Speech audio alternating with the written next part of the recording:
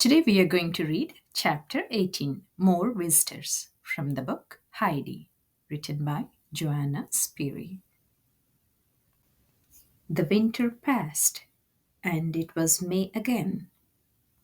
The last snows had disappeared, and the little mountain streams raced in full flood down to the valley. The mountain sides were green again and bathed in warm, clear sunlight.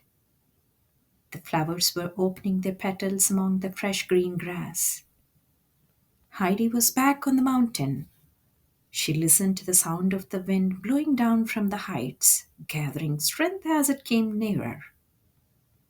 She listened to the hum and buzz of the insects, and everything seemed to be saying, "It's spring, and we are back on the mountain."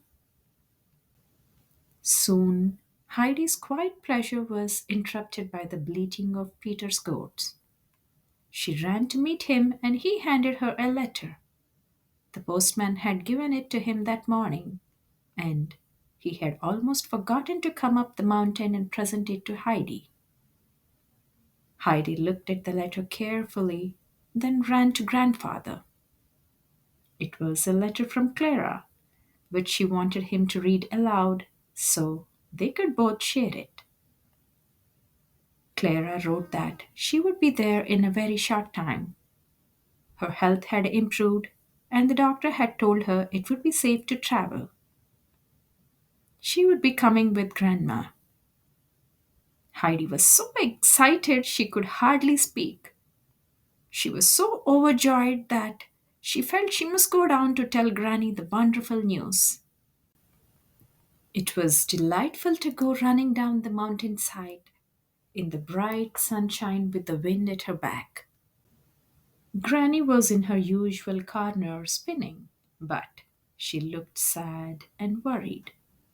Peter had already told her the news, and she was afraid that Clara was coming to take Heidi back to the city with her.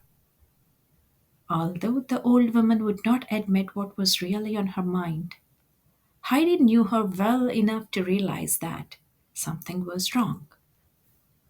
So Heidi read to Granny for a long time, and when the old woman saw how happy the child was, the troubled look left her face.